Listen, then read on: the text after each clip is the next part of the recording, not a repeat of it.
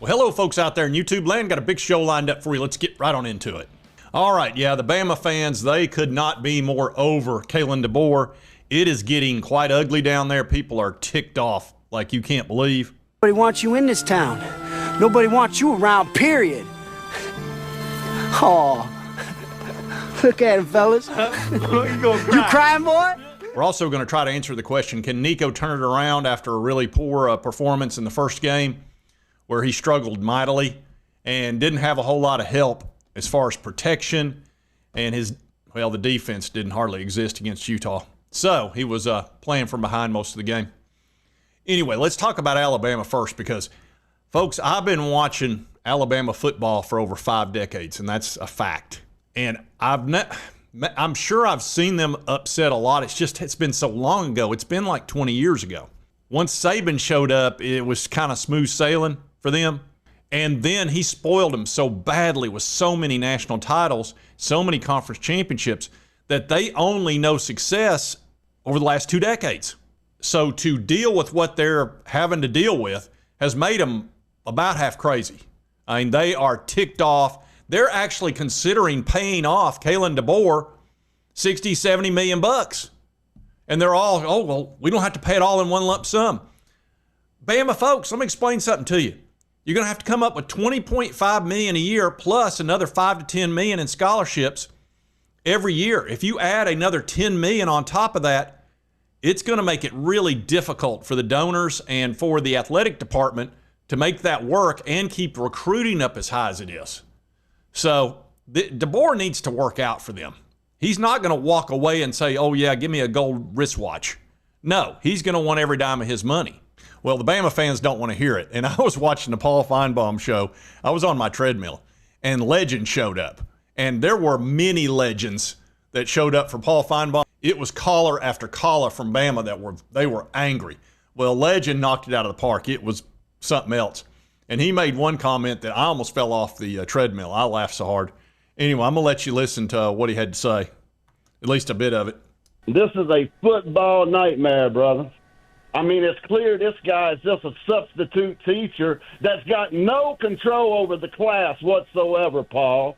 This guy's got no control of this program. It's all lip service, brother. It's all lip service. It was bad enough that I had to go on Maury Povich last year before the nation and say that Vandy was my daddy. That was bad big enough. But now there's a part 2 to Legends football nightmare. I just got my ass run over by the Gus bus. The friggin' Gus bus just ran my ass over. I guess it's true what they say, Paul. The Gus bus wheels do go round and round. I've never seen a team more softer, more pathetic in all my life.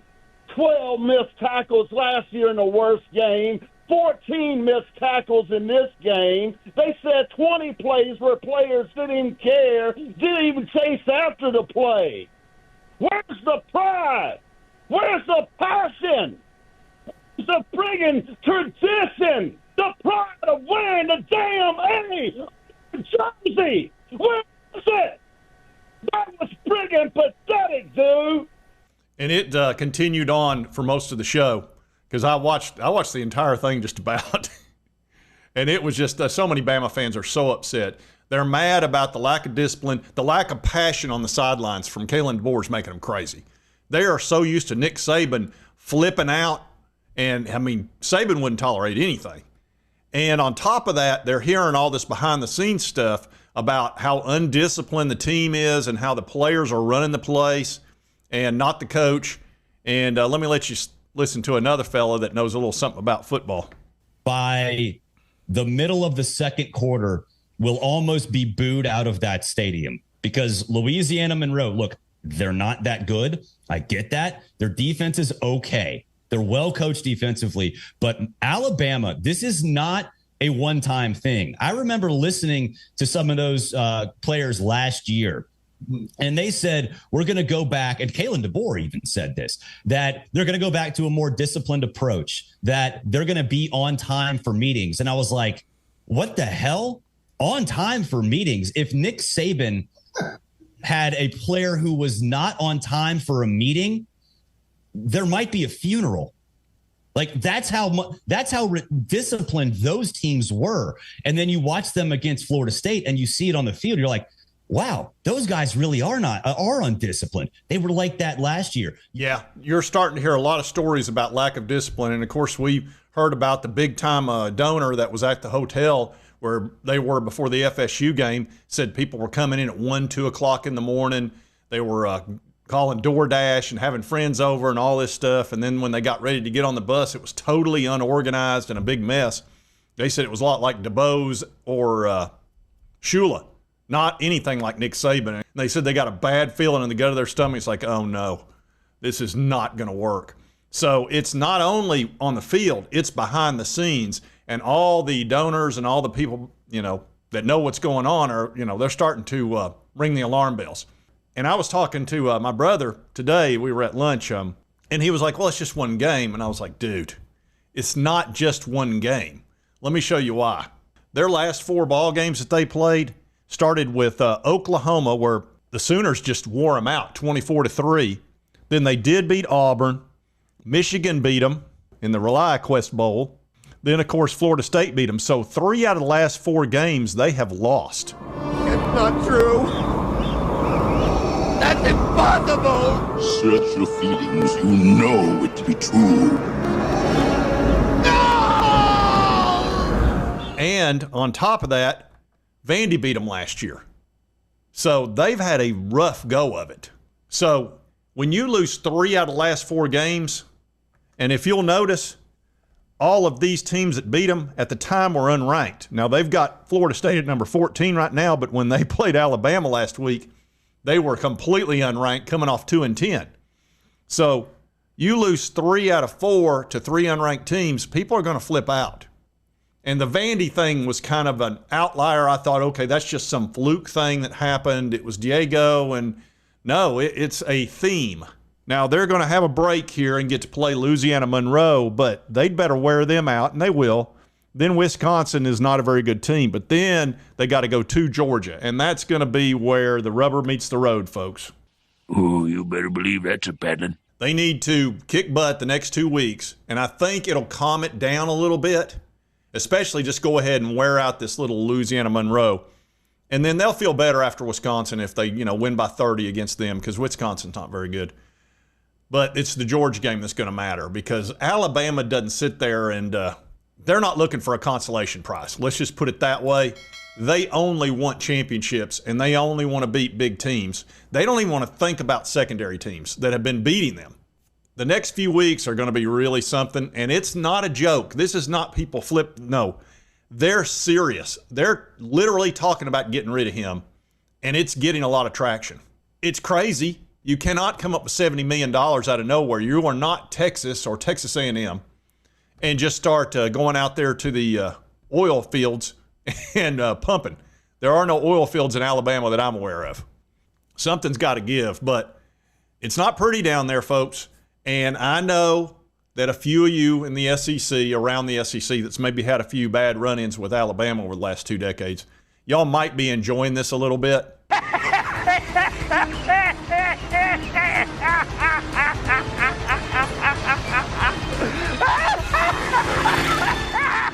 Probably a whole lot, but this is going to be something to see over the next few weeks. It really is. This is a drama. It's a soap opera. Now we're going to talk about Nico Iamaleava. Can he turn this around? He had that terrible first week, and he had no time back there. I mean, they were on him quick. Utah was. They were rushing him like crazy. And this was put on X, the QB pressure rate through week 1. Nico leads the country. He was pressured 62% of the time.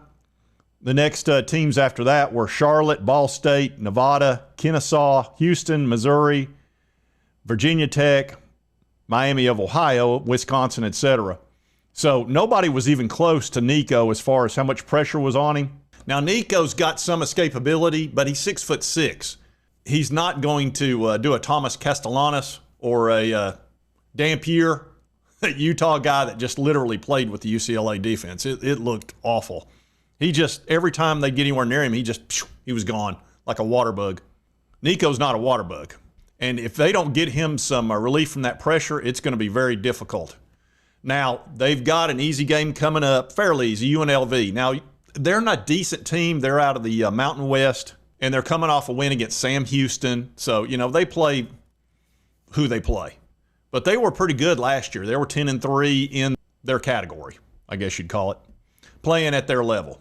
But UCLA's favored in this, even though it's at UNLV. This should be a chance for him to put up some good numbers. The UCLA people, they haven't completely given up, but this is not a fan base that has a lot of confidence anyway coming into this. The last several years have been really bad at UCLA as far as wins and losses.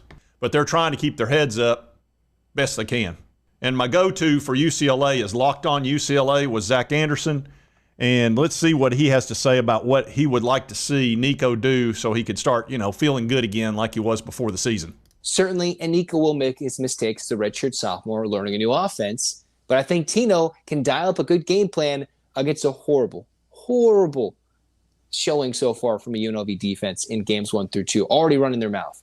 Now it's time to shut them up, especially the Rebel fans, and prove that UCLA is going to go into Vegas and just dominate. All right, that's what they need to do. So look for Nico. This is what his numbers need to be for me to be impressed at all in week 2. All right, 300 yards passing. You got to have 3 touchdowns throwing, some semblance of running game, a little bit from him, mainly from the running backs, and no turnovers. Maybe one if he's slinging it or if there's a bad balance or something. But if he's coughing it up with an ugly interception that costs the game, that kills a drive, if he's throwing 50% completion percentage, right? Like all the Tennessee fans are in the comments touting, oh, look at those overthrows. That's what he's known to do. Look at that terrible completion percentage. That's what he's been game to do before against good defenses. Well, if it's a poor ability to be accurate, if he has no ability to be anywhere near as accurate as he could be in this game versus UNLV, it's not going to go well. So 300 yards passing, 3 touchdowns, and being kept upright, which is necessarily not his fault, but he has to be kept upright and not taken down more than 2 times. Okay, yeah, that's going to be a tall order. He doesn't normally throw for 300 yards. I don't know that I've ever seen him do it. I'm trying to think back for Tennessee if he did. I don't recall him throwing for 300. As far as interceptions go, I don't think he'll throw a lot of interceptions all year. He might against Ohio State and Penn State. That's going to be awful. That's going to be terrible. He needs to just stay healthy through those games best he can. But if UNLV's defense is poor and they'll give him some time, he can have a good game. Here's the thing, and I watched this guy with Locked On. He's going through kind of what I did last year. It's like you see that he's got the skills. He can definitely do it. It's just, will he do it when the lights are the brightest? If it's a poor team he's playing against, he can look pretty good. And he can, make you think, oh, yeah, it's really going to get going here. He just needs a little time. But, he'll make the overthrows with a wide open touchdown that just drive you nuts. He'll get inconsistent at times where you think, man, he's starting to really get it going, and then he just kind of goes off, tilts a little bit, goes off the air. We had 3 halves last year. We didn't score a point with Josh Heupel's offense. That's literally impossible. He pulled it off. I got to give him credit. Joe Milton never pulled it off, and he tried. He's a fan too. Well, he's got his own Locked On show, but he's a fan as well. And he's going through the phases that you go through as a fan with Nico. And it's frustrating to see that talent, and it's just not being harnessed properly. It's going to be difficult, man. He's not surrounded by very much talent, and the schedule's going to get rough after a while. When you look at this, they're getting ready to go to UNLV. They need to win that game. They also need to beat New Mexico. That's another Mountain West team. They need these 2 wins really bad, go 2-1. They go to Northwestern. That's not a very good team. They might even, they need to win 2 out of the next 3. That way they'll be 2-2. They're going to get absolutely boat raced by Penn State. Oh, man. Nico, be careful in that game, dude. I need Joey Aguilar and Nico Iamaleava to stay super healthy all year. I've said it. I don't want them to get a hangnail. I don't want them to stub their toe getting a glass of water at night. So that's a game that I worry about him. Michigan State's not a very good team, but look, they're a Division I Power 4. They have players, and that's at Michigan State. That's going to be a tough one. Maryland will be very tough. Indiana's now good. That'll be rough. Nebraska will be tough. Then, oh, no, you got to go to the shoe. That's going to be, ugh. That's just, Then Washington Huskies, they're so-so. And then at USC, that's a grudge match, and USC's got a lot of talent. I don't like these games after Northwestern for UCLA. They could go on a losing streak here. 1, 2, 3, 4, 5, 6, 7. They could lose 8 straight. So you have to win. You really need to win all 3 of these. You need to win all 3 of these. Go 3-1 because you could lose 8 straight. This is just too tough a schedule for UCLA given the talent they've got and Nico not getting any time. This is going to get rough. Oh, no.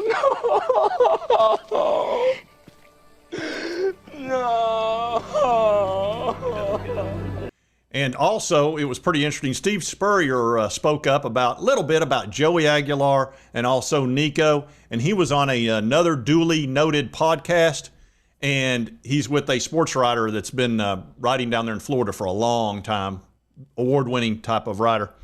And, of course, Steve, you know all about him. No introduction necessary with him. And Aguilar at Tennessee. Yeah, he had a good game. Chris Storing's already said he's better than Nico.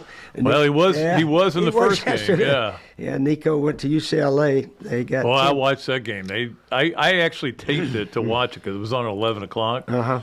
And I'm watching it. I'm like, this is unbelievable how bad Iamaleava is. I mean, he just couldn't do anything right. He had some so-so games really at Tennessee. Yeah, he did. But this Aguilar kid seems to be a good teammate. Yep. And so forth. But yeah, and that's pretty much how everybody's seeing it. Everybody's pretty impressed with Joey. The thing that I couldn't be happier with is that we're going fast again. The last 2 years we've not been able to. Joe didn't like going fast. Nico wasn't ready to go fast. Bringing in a guy like Joey Aguilar, he's not as athletic as Hendon Hooker, probably not as accurate either. But, man, he's got moxie. He will throw a touchdown pass very quickly. He had 3 last week against an okay Syracuse team. They weren't great, but they were okay, middle of the road. But, dude, he's not afraid of the moment. That's obvious, but he will go as fast as he can go. And other than a crap load of fake injuries by Syracuse, which I was really disappointed in Fran Brown on that because he's a good coach. But that was crap. That was a Lane Kiffin move. And I'm sick of Lane Kiffin's fake injuries. So hopefully he's done with that crap. I know there's a lot of rules involved now to put a stop to it and a lot of fines in the SEC. So hopefully we won't see a lot more of that after the Syracuse game. But Joey's going to push it and push it hard. And that's exactly what we need. We need to go fast, and then we need to go faster.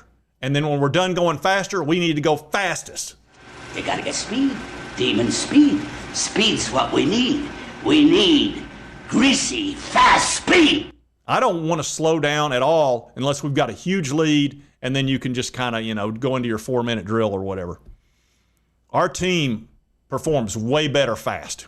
It throws the defense off something awful. You remember the Hendon days. Let me tell you something. We keep Joey nice and healthy, you might see the Hendon days again, or at least some Hendon light.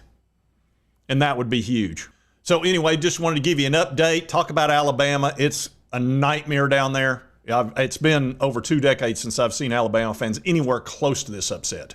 And Nico, we'll see if he can turn it around. Like I said, talented dude, but I don't have a lot of faith in him. And, I think Tennessee is definitely better off. So far they are. And I never was upset with him for necessarily leaving. It's just when he left is what upset me. He leaves in the wintertime, we're going to have our pick of 30 quarterbacks. With the $2 or $3, $4 million we had ready to go that he walked away from. Well, I know he walked away from about 3 because I think they were willing to go to that with him. And now, in hindsight, clearly better off with Joey because we can go fast again. We couldn't go fast last year. We'll see what Nico can do. I mean, he's got a big spotlight on him. He's not going to have big crowds unless he's on the road. I mean, that crowd at UCLA shocked me.